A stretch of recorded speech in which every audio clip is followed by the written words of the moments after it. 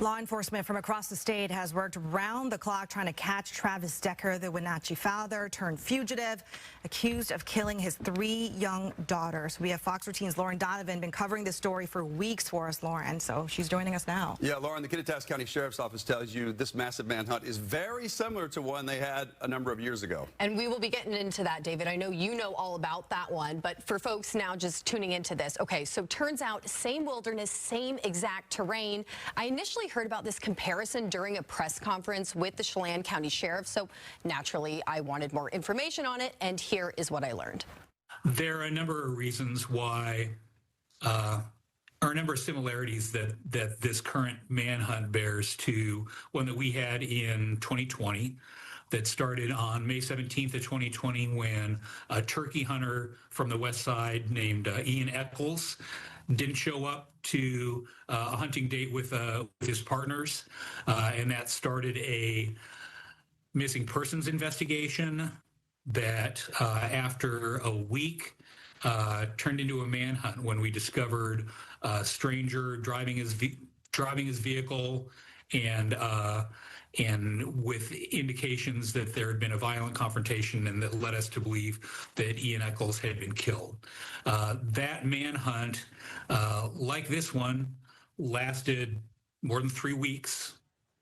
It was in much of the exact same terrain, or at least some of the same. It overlapped. It was in up off of Blewett Pass. During a lot of that time, much of the public was telling us, oh, he's gone. He's absolutely got away. And we kept having little pieces of evidence or information that made us think, maybe not. Maybe he's still here. And maybe he's just successfully evading us all this time. Like we have reason to believe with Travis Decker, that suspect was intimately familiar with this particular wilderness and with living off the grid and in the quiet for long stretches at a time. So we were in that place of not being sure what's happening and having to persist day after day after day until a citizen finally called us and said, there's somebody in this cabin and I don't think they're supposed to be there. And we found it was the suspect and we made an arrest. God, hearing you say that, Inspector, it really does sound similar. And I think one other question probably from the public is like, how is this guy still alive? How is he out living in the wilderness at this point? But you said they had a unique set of skills, both of them. And so it does make sense that that parallel is there. Were there any pitfalls during that last manhunt where it's become, hey, a lesson learned in navigating spaces like the Teanaway where we are right now?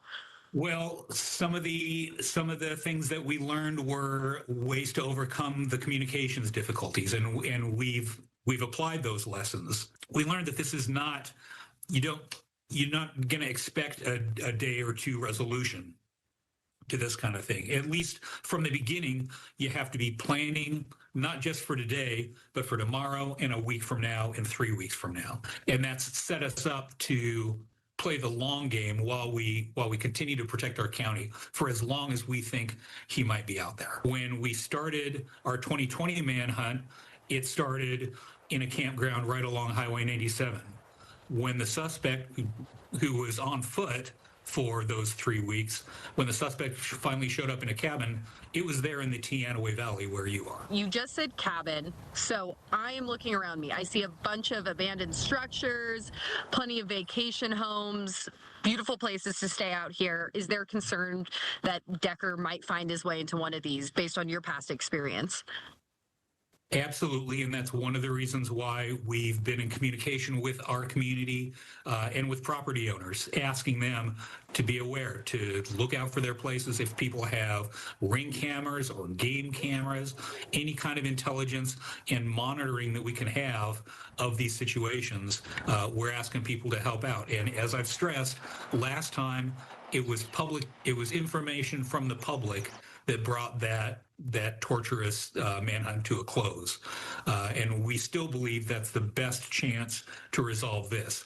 People who are out there with all their eyes and ears and intelligence are going to be the ones who help us to solve this.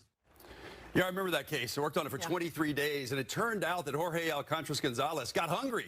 He was broke in. He wanted some chicken. He was not a survivalist like we're dealing with now, but he did manage to stay on the run for a long time. People keep saying maybe he's gone. Maybe Travis Decker is, maybe he's out of the area. But I believe, like what law enforcement believes, he's still in that area. But how large are we talking about here, Lauren, for those of us not familiar with that part of the country? Yeah, well, okay, David and Hannah, it is huge. So let me give you an idea of how much ground. 75 square miles of some of the most beautiful, most rugged alpine terrain in the entire United States. It's framed by ridgelines along Blewett Pass, where they've been searching, the Teanaway area where we were recently, and then the Tumwater Canyon, so along Highway 2 for you familiar with that area.